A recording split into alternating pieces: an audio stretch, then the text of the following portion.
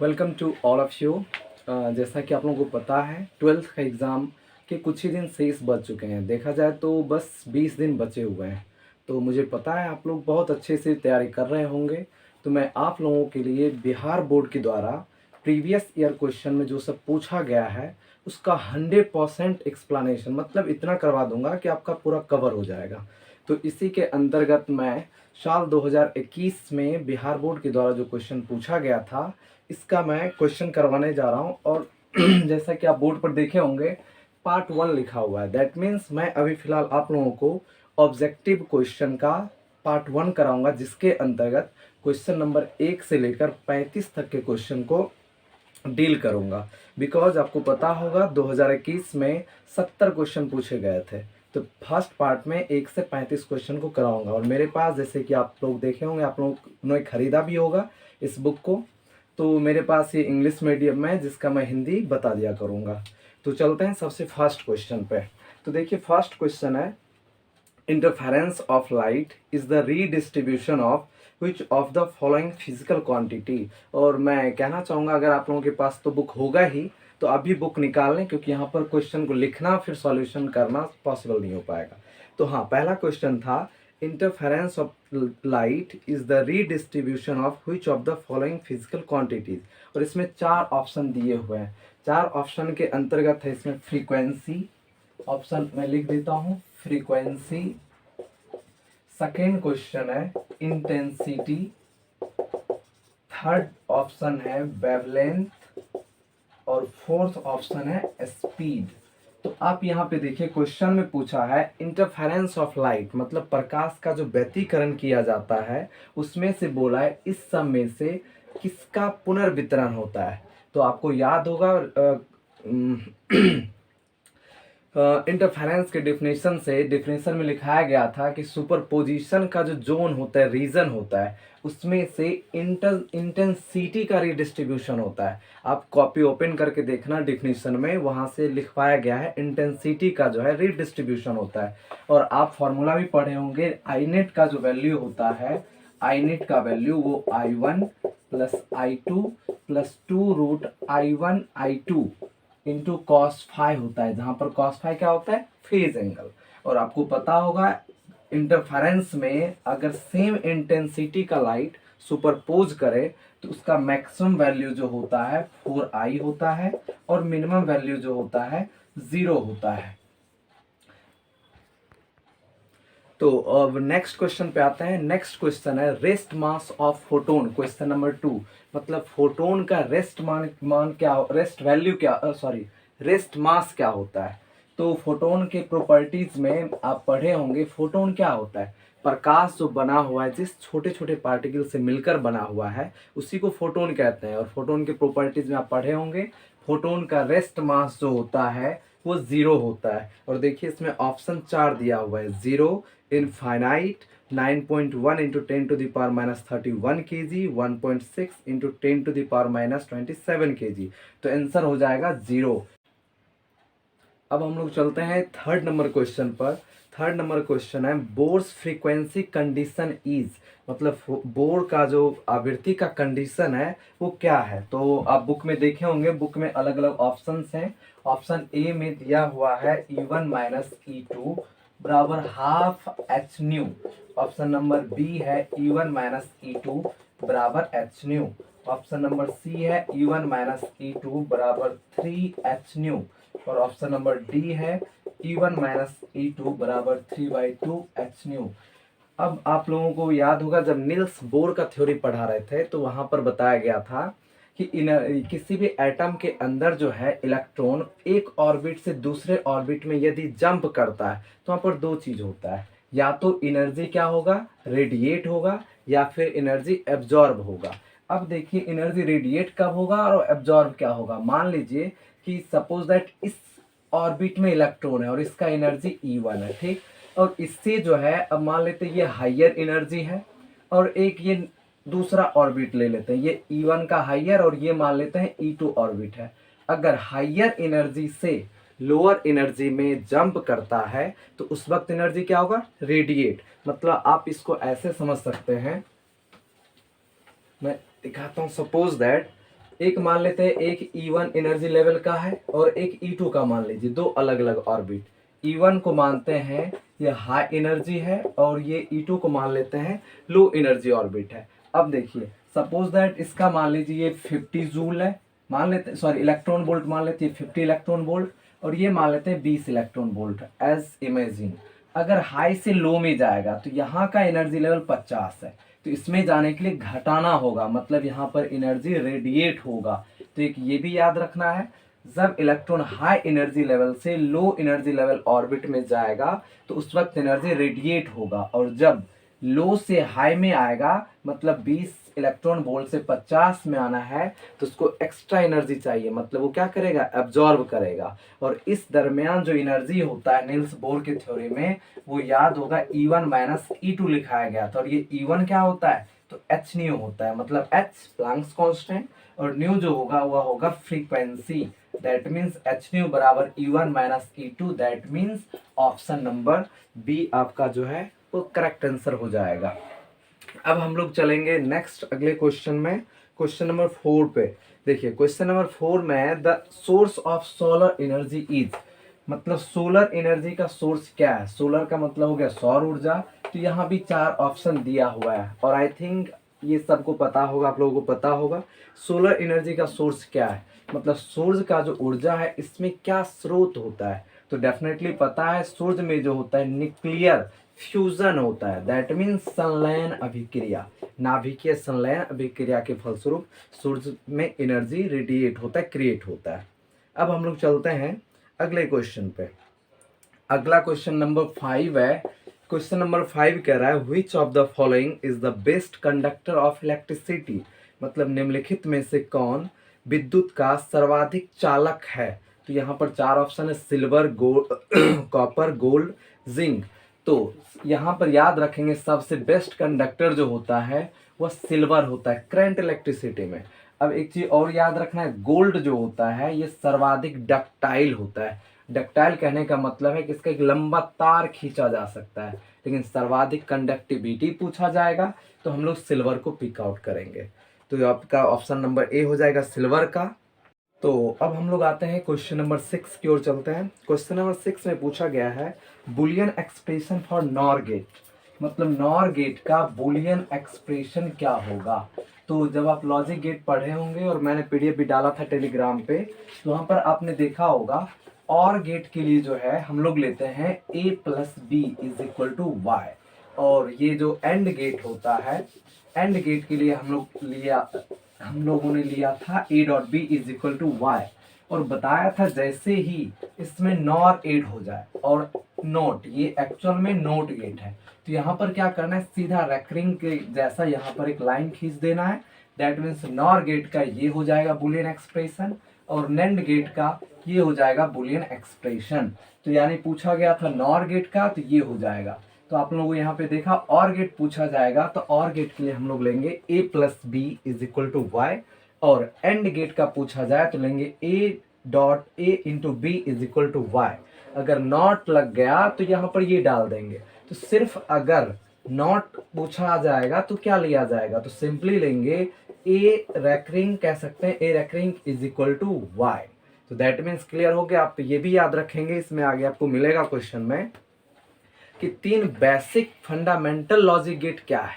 तो basic fundamental जो logic gate होता है वो यही है, और एंड नोट गेट, यही तीनों जो है बेसिक फंडामेंटल फिजिकल गेट के अंतर्गत आता है। तो यानी कि क्वेश्चन में पूछा था नॉर गेट, तो नॉर गेट के लिए क्या हो जाएगा, NOT plus OR, that means a plus B recurring is equal to Y. अब हम लोग चलते हैं अगले क्वेश्चन पर। अगला क्वेश्चन कह रहा है the decimal number of binary. तो याद होगा मैंने पीछे आप लोग पढ़े भी होंगे नंबर सिस्टम। तो यहाँ पर हम लोग को मेनली 2 ही नंबर सिस्टम पढ़ना था, एक था डेसिमल और दूसरा था बाइनरी। तो यानी कि क्वेश्चन में पूछ रहा है कि the decimal number of binary number 10012 is, मतलब 1001 ये आपका दे दिया है डेसिमल में, इसे हमें कन्वर्ट करना है, सॉरी ये बाइनरी में दिया हुआ है, 2 लिखा हुआ बाइनरी, सॉरी ये बाइनरी में लिखा हुआ है, हमें डेसिमल में कन्वर्ट करना है। तो इसका सिंपल सा तरीका है, देखिए इसको मान लीजिए 0, इसको मानेंगे 1, ये हो जाएगा 2, ये हो जाएगा 3। मतलब जो सबसे आगे है तो इसको 1 लिखना है इंटू 2 का पावर। अब देखिए नीचे कितना लिखा हुआ है 3, तो यहाँ पर हम लोग लिख देंगे 3, इसके बाद प्लस। अब इसका काम हो गया। अब नेक्स्ट पे चलते हैं। नेक्स्ट कितना है 0, 0 गुना 2 का पावर लेना है 2, प्लस फिर है 0, तो 0 गुना 2 का पावर 1, लास्ट में है 1, तो 1 गुना 2 का पावर कितना 0। तो यहाँ पर हम लोग 0 डाल देते हैं। तो ओवरऑल देखिए 2 का क्यू 8 और 1, तो यानी ओवरऑल 8। ये टर्म आपका 0, ये भी टर्म 0, और 2 का पावर 0 मतलब 1 इंटू 1, ओवरऑल कितना 1। तो 8 इस सबको करेंगे तो ये हो जाएगा 9। दैट मीन्स ये किस में बदल गया, डेसिमल में, यानी 1001। ये बाइनरी है और ये डेसिमल है। तो इस तरह से हम लोगों ने इसे कन्वर्ट कर लिया। अब अगर आप चाहेंगे कि डेसिमल से बाइनरी कैसे आए या मैंने जो आंसर बनाया वो सही है या नहीं, तो मैं वो भी दिखाता हूँ। तो आप यहाँ पर ये 9 लिख लेते हैं। मतलब अब हम लोग चल रहे हैं, पहले इधर से इधर गए थे, अब हम लोग डेसिमल टू बाइनरी आते हैं। तो यहाँ पर 2 से डिवाइड करना है, तो देखिए मैक्सिमम लगाना होता है, क्लास में पढ़ाया गया था। तो 2 से 4 बार में हो जाएगा 8, रिमेनिंग कितना 1, तो यहाँ पर मैं 1 डालता हूँ। फिर यहाँ पर 2 है, 2 से कितना हो जाएगा 2 टाइम्स में, तो दैट मीन्स यहाँ पर कितना हो जाएगा 0। अब फिर से यहाँ पर 2 टाइम्स में लगेगा, 2 से कितना 1 टाइम में, रिमेनिंग कितना 0। और मैंने बताया था इसका जब हम लोग बाइनरी में कन्वर्ट करते हैं तो नीचे से चलते हैं। दैट मीन्स इसको लिखेंगे 1, ये हो जाएगा 0, फिर ये हो जाएगा 0, फिर ये हो जाएगा 1, और यहाँ पर हम लोग डाल देंगे 2। 2 इसलिए क्योंकि आप ऐसे भी समझ सकते हो 2 लिखा जाता है क्योंकि बाइनरी है, और बाइनरी में सिर्फ 2 डिजिट्स होते हैं 0 एंड 1। और यहाँ पर 10 इसलिए लिखा जाता है क्योंकि डेसिमल में 10 डिजिट्स होता है। तो ओवरऑल आई होप ये समझ में आ गया होगा। तो इसका आंसर देख लीजिए, आंसर क्या है मेरा 9 और ये बेस 10 का, तो आपका ऑप्शन नंबर सी हो जाएगा। आई होप आप लोग इसे अच्छे से समझ गए होंगे। तो अब मैं चलता हूँ नेक्स्ट क्वेश्चन पे। आपका नेक्स्ट क्वेश्चन है which of the following correct for transformer, मतलब निम्नलिखित में से कौन सा ट्रांसफार्मर के लिए सत्य है। तो यानी कि ऑप्शन देख लीजिए, ऑप्शन कह रहा है कि it converts AC into DC, मतलब ये ट्रांसफार्मर जो है एसी को डीसी में बदलता है। दूसरा है it converts DC into AC, DC into AC. Third में है कि इट इंक्रीजेज और decreases DC voltage, it increases और डिक्रीजेज एसी वोल्टेज। तो जैसा कि आप लोगों को पता है ट्रांसफार्मर क्या करता है, ये आप लोग पढ़े होंगे, ये लास्ट चैप्टर जो है अल्टरनेटिंग करंट उसमें पढ़ा होगा। ट्रांसफार्मर जो वर्क करता है, transformer only works for alternating current, that means alternating voltage. तो यानी ये कन्वर्ट नहीं करता है।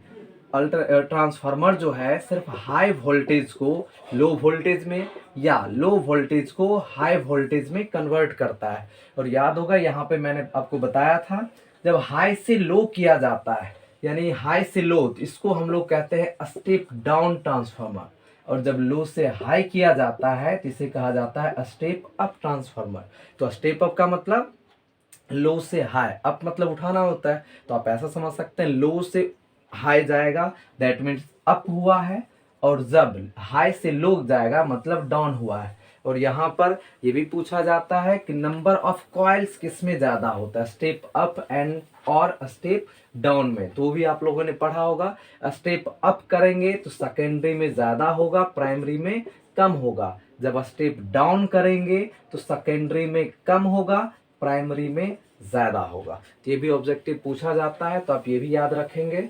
अब हम लोग चलेंगे अगले क्वेश्चन पर।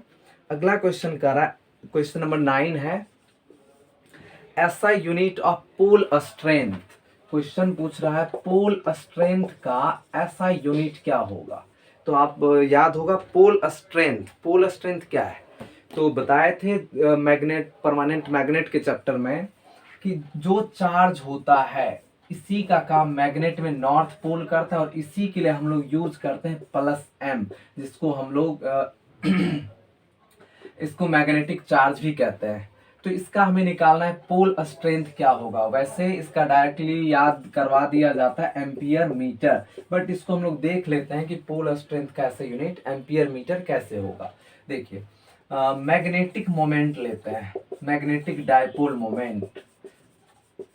आप magnetic effect of current chapter में देखे होंगे, मैग्नेटिक डायपोल मोमेंट को म्यू बराबर लिखा जाता है आई ए। तो आई का मतलब हो गया एम्पियर, और ये जो ए है ये एरिया वेक्टर होता है, इसको लेते हैं हम लोग मीटर स्क्वायर। तो म्यू का हो गया एम्पियर मीटर स्क्वायर।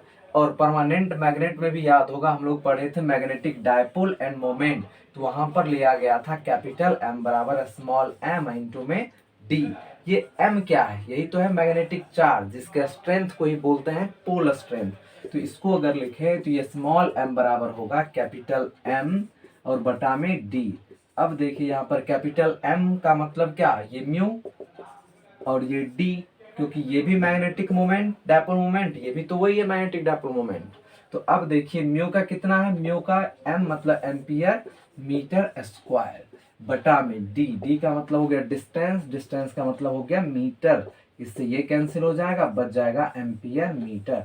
तो पोल स्ट्रेंथ के लिए हम लोग जो ऐसे यूनिट सेलेक्ट करेंगे वह हो जाएगा एम्पियर मीटर। अब हम लोग चलते हैं अगले क्वेश्चन पर। नेक्स्ट क्वेश्चन है the value of angle of dip, angle of dip at magnetic pole of the earth. तो elements of the earth, elements of magnetic field of the earth के टॉपिक में आप लोग पढ़े होंगे, थ्री कंपोनेंट जो होता है उसी में आप पढ़े होंगे angle of inclination, angle of dip और हॉरिजॉन्टल कंपोनेंट ऑफ अर्थ। तो एंगल ऑफ डिप पूछा है पोल पर, तो बताए थे मैग्नेटिक मेरिडियन, अगर मैग्नेटिक मेरिडियन लेते हैं और ये होता है बीई, तो हॉरिजॉन्टल लेवल से जो एंगल बनाता है, ये हॉरिजॉन्टल लेवल हो गया, तो उसी को बोला जाता है एंगल ऑफ डिप। अब देखिए यहाँ पर देखें तो ये हॉरिजॉन्टल लेवल, दैट मीन्स ये अर्थ का इक्वेटर हो गया, इक्वेटर मतलब ये अर्थ है, तो यही पार्ट ना इक्वेटर इसका कहलाएगा, और ये क्या कहलाएगा, पोल कहलाएगा, ये दोनों। तो ये जो एंगल ऑफ डिप होता है हॉरिजॉन्टल के द्वारा बनाए गए कोण को कहते हैं। हॉरिजॉन्टल से मान लीजिए बीई है, अगर इसको यहाँ पर ले आया दैट मीन्स इक्वेटर, तो इक्वेटर पर एंगल ऑफ डिप का वैल्यू याद रखेंगे 0, और ये जब पोल पे आ जाएगा दैट मीन्स यहाँ पर, तो पोल पर जो है एंगल ऑफ डिप का वैल्यू होगा 90। दैट मीन्स आपका क्वेश्चन नंबर 10 का आंसर हो जाएगा बी। अब हम लोग चलते हैं नेक्स्ट टॉपिक है the value of magnetic susceptibility of vacuum, मतलब चुंबकीय सुग्राह्यता बोल सकते हैं कि वैक्यूम का क्या होता है। तो मैग्नेटिक ससेप्टेबिलिटी में आपको याद भी होगा, मैंने लिखा था एक्सी बराबर होता है आई बाय एच। तो आई होता है इंटेंसिटी ऑफ मैग्नेटाइजेशन, मतलब और मैग्नेटाइजेशन, और ये एच क्या है, इंटेंसिटी ऑफ मैग्नेटाइजिंग फील्ड। याद होगा बताए थे किसी मैग्नेटाइजिंग फील्ड में किसी ऑब्जेक्ट को रखा जाता है ताकि वो मैग्नेटाइज्ड हो सके, तो उसी के रिगार्डिंग ये एच आता है, आई आता है। अब बताइए वैक्यूम में यहाँ पर निर्वात है, यहाँ पर मैग्नेटिक फील्ड तो क्रिएट ही नहीं किया जा सकता है, यहाँ पर किसी ऑब्जेक्ट को मैग्नेटाइज किया ही नहीं जा सकता है, तो मैग्नेटिक ससेप्टेबिलिटी का वैल्यू कितना, 0। तो इसका आंसर हो जाएगा आपका 0। अब हम लोग चलते हैं next topic, next question. Next question है which of the following relation is correct for permeability. Permeability का पूछा जा रहा है, याद होगा इस H के बारे में, इसको इंटेंसिटी ऑफ मैग्नेटाइजेशन बोला जाता है, ये लिखाए थे H note by mu naught. यहाँ से अगर हम म्यू नोट को लेंगे तो ये magnitude of B not by H को कह सकते हैं, मतलब बी नोट बाय एच। तो दैट मीन्स आपका ऑप्शन नंबर बी यहाँ पर सही हो जाएगा, म्यू बराबर बी नोट बाय एच हो जाएगा। नेक्स्ट चलते हैं हम लोग टॉपिक में। नेक्स्ट टॉपिक कह रहा है if B is earth's magnetic field in magnetic meridian and del is the angle of dip, B H horizontal component and B is vertical component. तो अभी मैंने जस्ट बताया था आपको एंगल ऑफ डिप को लेकर, तो उसी का हॉरिजॉन्टल कंपोनेंट पूछा जा रहा है, सॉरी पूछ रहा है कौन सा करेक्ट है। तो अभी मैंने बताया था ये हॉरिजॉन्टल कंपोनेंट हो गया था, ये नेट इलेक्ट्रिक मैग्नेटिक फील्ड हो गया था, और ये क्या था, वर्टिकल कंपोनेंट, और यही एंगल क्या बनाया था, डिप। तो हॉरिजॉन्टल कंपोनेंट और वर्टिकल कंपोनेंट का वैल्यू क्या होगा, तो आपको याद होगा कि कोई भी वेक्टर जिस एक्सिस के साथ कोण बनाता है उस पे क्या जाता है, कॉस का कंपोनेंट। तो इसको हम लोग लिखेंगे बीई कॉस डेल, और यहाँ पर आपका हो जाएगा बीई साइन डेल। तो दैट मीन्स ये वाला ऑप्शन आपका सही होगा, और ये वाला ऑप्शन है आपका ऑप्शन नंबर ए। तो आई होप समझ में आ गया होगा। अब हम लोग चलते हैं नेक्स्ट 14 नंबर क्वेश्चन पे। 14 नंबर क्वेश्चन है the direction of propagation of electromagnetic wave. विद्युत चुंबकीय तरंग का वेव का जो प्रोपागेशन का डायरेक्शन है वो किधर होता है। तो इसको स्पेशली मैंने लिखवाया था। ये जो होता है, अगर हम एक्स की ओर, देखिए मैं ग्राफ ही ड्रॉ कर देता हूँ। इसको मान लीजिए ये z मान लेते हैं, ये x मान लेते हैं और ये y, three mutually perpendicular. x की ओर इलेक्ट्रिक फील्ड हो इस तरह से और इस तरह से, दैट मीन्स ये और ये इलेक्ट्रोमैग्नेटिक वेव का है ये क्वेश्चन। इस तरह से कंपोनेंट वाइब्रेट करेगा, कंपन होगा। तो यहाँ पर जो आपका डायरेक्शन z का आता है इलेक्ट्रोमैग्नेटिक वेव का, याद होगा बताए थे c बराबर जो हो जाता है आपका होता है E क्रॉस B की ओर। E क्रॉस B आगे की ओर मूव करेगा। याद रखेंगे मैग्नेटिक वेव का जो प्रोपागेशन होगा वह E क्रॉस B की ओर हो जाएगा। तो ये आपका ऑप्शन नंबर दिया हुआ है। ऑप्शन नंबर डी में कह रहा है पैरेलल टू। तो डेफिनेटली मान लीजिए ई क्रॉस बी इधर है, हम भी इधर ही चल रहे हैं, तो ऑफ कोर्स पैरेलल कहा जाएगा। तो ई क्रॉस बी का पैरेलल आपका इधर हो जाएगा। नेक्स्ट चलते हैं। नेक्स्ट क्वेश्चन है voltameter measures, sorry volt meter measures. तो सब आपको याद होगा अच्छे से, वोल्ट मीटर किसको मापता है। तो डेफिनेटली वोल्टेज को मेजर करता है। अगर पूछा जाए करंट को कौन मेजर करता है, तो ए मीटर करंट को मेजर करता है। ये भी याद रखेंगे। अल्टरनेटिंग करंट को कौन मेजर करता है, तो हॉट वायर ए मीटर। तो हम लोग अब चलते हैं नेक्स्ट। नेक्स्ट क्वेश्चन है, क्वेश्चन नंबर 16 पे आ चुके हैं हम लोग। क्वेश्चन नंबर 16 है 1/4πε0 इज इक्वल टू। तो मैं क्लास में ही बोला था कि जितना भी डाटा है इस तरह का कांस्टेंट वाला वैल्यू उसको याद कर लेना है। और मुझे पूरा यकीन है आप सभी लोगों को याद होगा, इसका वैल्यू 9 गुना 10⁻9 होता है। अब यहाँ से आप यूनिट निकाल लेंगे। फॉर्मूला होता है 1/4πε0 Q1 Q2 bye are square. यहाँ से इसका लेंगे तो ये न्यूटन पर मीटर स्क्वायर बट्टा क्या हो जाएगा, कूलम्ब स्क्वायर। ये इसका सही आंसर है। इसी तरह से आप एक और याद रखेंगे, म्यू नोट का वैल्यू होता है 4π गुना 10⁻⁷। तो इसका भी आप यूनिट इसी तरह से निकाल सकते हैं। ये मैग्नेटिक परमिएबिलिटी का होता है। अब हम लोग चलते हैं नेक्स्ट क्वेश्चन में।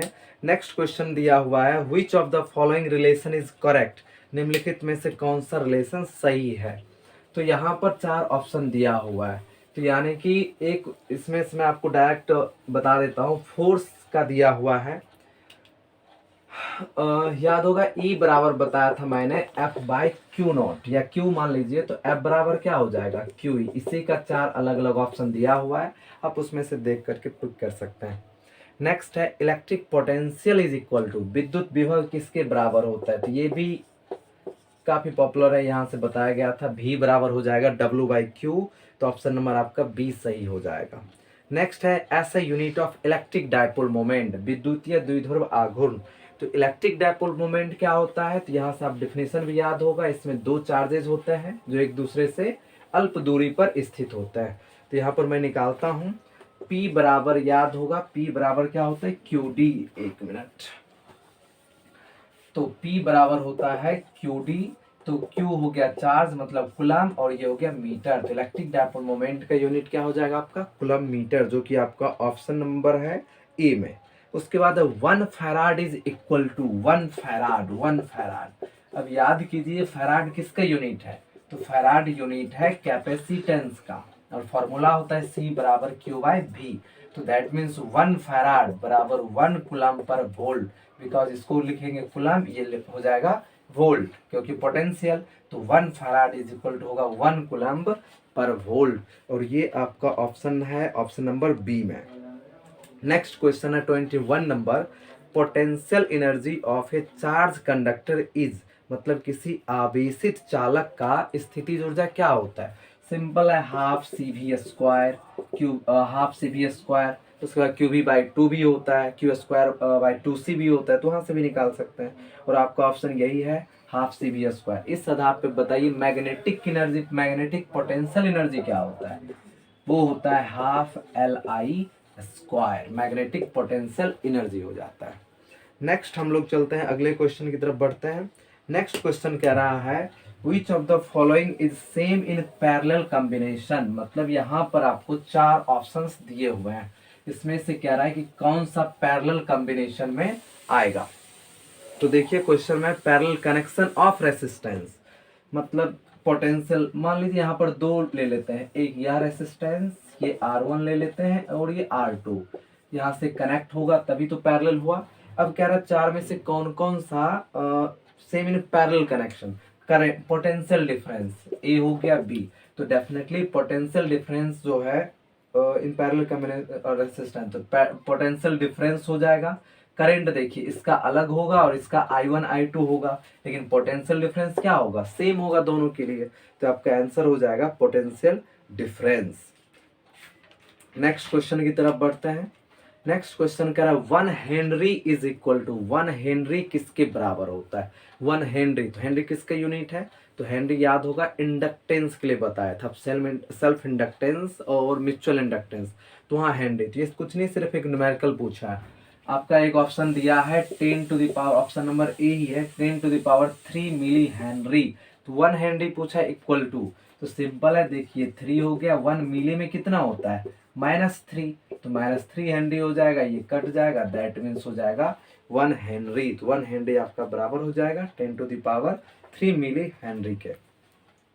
अब बढ़ते हुए हम आते हैं क्वेश्चन नंबर 24 पर। क्वेश्चन नंबर 24 में है which of the following is correct for radio active element, मतलब रेडियो सक्रिय तत्व के लिए कौन सा बराबर है। तो यहाँ पर आपका पूछा है एवरेज का फॉर्मूला, एवरेज टाइम पीरियड, और याद होगा टी एवरेज किसके बराबर होता है, एवरेज टाइम पीरियड, तो 1 बाय डिसइंटीग्रेशन कांस्टेंट जो होता है उसके आपका बराबर हो जाता है, यह आपको क्लास में भी बताया गया था टी एवरेज के लिए। और याद होगा टी हाफ जो होता है वो 0.693 बाय लैम्डा होता है, तो यह फॉर्मूला अच्छे से आप लोग याद रखेंगे। नेक्स्ट क्वेश्चन है आपका विच of the following is correct, तो फिर वही बाइनरी और डेसिमल वाला है, तो अभी मैंने आपको बता दिया है, तो उससे कर लेंगे, मतलब देखिए इस बार आपको बाइनरी और डेसिमल से 2 क्वेश्चन दे दिए हैं, तो इजिली बन जाएगा। उसके बाद कह रहा है कि निम्नलिखित में से कौन सा फंडामेंटल गेट है, जो भी मैंने स्टार्टिंग में ही डिस्कस किया था, OR gate, AND gate and NOT gate, यही क्या है आपका फंडामेंटल है, तब वो लिख सकते हैं। फिर कह रहा है कि विच of the following is not charge, निम्नलिखित में से कौन सा आवेशित नहीं है, एक है photon, alpha particle, beta particle और इलेक्ट्रॉन, तो इलेक्ट्रॉन पर भी आवेश होता है, अल्फा पार्टिकल पर भी आवेश होता है, बीटा पर भी आवेश होता है, तो फोटोन पर नहीं होता है, जो आप लोगों को याद है। नेक्स्ट हम लोग चलते हैं, कह रहा है the relative permittivity of a medium, relative permittivity पूछ रहा है, मतलब सापेक्ष विद्युतशीलता, तो रिलेटिव परमिटिविटी को जो है आप यूं कह सकते हैं ई बराबर आपका ई आर, रिलेटिव परमिटिविटी ये ई नोट होगा, इसी में बाकी कोई भी कह सकते हैं डायलैक्ट्रिक के द्वारा आएगा, जो डायरेक्ट हम लोग यहाँ पर गुना कर देंगे, दैट मीन्स हो जाएगा ई आर बराबर ई नोट बाय ई। तो आपका यहाँ पर पूछा रिलेटिव परमिटिविटी कौन सा होगा, तो डायरेक्ट आप लोग आंसर लगाएंगे ई नोट इंटू ई, जो कि आपका ऑप्शन नंबर हो जाएगा बी में, है ना, कट करो। तो अब आप लोगों का नेक्स्ट क्वेश्चन है relative permittivity of a medium, किसी माध्यम का रिलेटिव परमिटिविटी क्या होता है। तो सिंपल है, आप लोग रिलेटिव परमिटिविटी का आप बताए थे फॉर्मूला ई बाय ई नोट हो जाएगा, जहां पर ई हो जाएगा आपका नेट टोटल, तो दैट मीन्स ई बराबर आप लोग यहाँ से ई नोट ई आर भी लिख सकते हैं। अब चलते हैं हम लोग अगले क्वेश्चन पर। अगला क्वेश्चन कह रहा है surface density of charge is equal to, तो सरफेस डेंसिटी ऑफ चार्ज कितना होता है, तो क्यू बाय आपका ई स्क्वायर, क्योंकि चार्ज पर यूनिट एरिया ही कहलाता है आपका surface density of charge. Next question है डायलैक्ट्रिक कांस्टेंट ऑफ वाटर, तो इसको आप लोगों को याद ही रखना पड़ेगा, डायलैक्ट्रिक कांस्टेंट ऑफ वाटर होता है 80। उसके बाद है electric capacitance of the earth of radius R, तो यानी कि पृथ्वी की त्रिज्या यदि r है तो इलेक्ट्रिक कैपेसिटेंस क्या होगा, बताए थे स्फेरिकल बॉडी के लिए होता है 4 पाई एप्सिलॉन नॉट r, तो सिंपली हो जाएगा c बराबर 4 पाई एप्सिलॉन नॉट r, जो कि ऑप्शन नंबर बी है। उसके बाद है 1 एम्पियर इज इक्वल टू, तो 1 एम्पियर इज इक्वल टू बताइए I बराबर होता है Q बाई टी, तो कूलम पर सेकेंड हो जाएगा, दैट मीन्स 1 एम्पियर बराबर 1 कूलम पर सेकेंड हो जाएगा, या 1 कूलम बटा 1। नेक्स्ट क्वेश्चन है आप लोगों का यूनिट ऑफ इलेक्ट्रोमोटिव फोर्स, मतलब विद्युत वाहक बल का इकाई क्या होता है। याद होगा इलेक्ट्रोमोटिव फोर्स का फॉर्मूला बताए थे, E बराबर W/Q। तो W क्या होता है, जूल। Q चार्ज का क्या होगा, कुलम। तो जूल पर कुलम, जिसे हम लोग क्या कहेंगे, वोल्ट। तो याद रखेंगे इलेक्ट्रोमोटिव फोर्स जो होता है किसी टाइप ऑफ फोर्स नहीं है, उसका यूनिट जो होगा वो वोल्ट होगा, क्योंकि वह क्या है, work done per unit charge है बाय एक्सटर्नल एजेंट और बैटरी के अंदर का होता है, जो डिफिनेशन आप पढ़ोगे। तो इस तरह से आप लोगों का 35 क्वेश्चन पूरे हो चुके हैं और नेक्स्ट 35 क्वेश्चन को हम लोग दूसरे वीडियो में कंप्लीट करेंगे। Thank you for watching this video.